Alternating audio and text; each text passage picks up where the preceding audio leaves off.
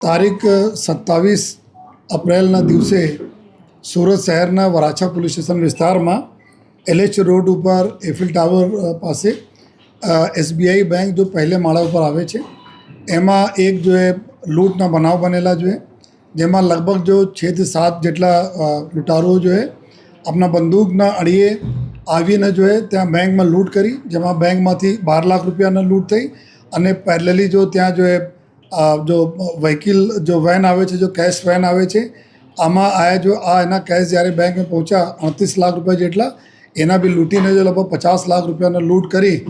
આ બધા લોકો જો 3 વ્હીકલ્સ ઉપર 2 વ્હીલર ઉપર જો ત્યાંથી અલગ અલગ વિસ્તારમાં નીકળીને ત્યાંથી ભાગ્યા જો આમાં કુલ આ લોકો ઓલપાડ પાસે ગયા, ઓલપાડ પાસે જો વ્હીકલ છોડીને બસો દ્વારા જો આપણે બધા લોકો જો પહેલે સે પૂર્વ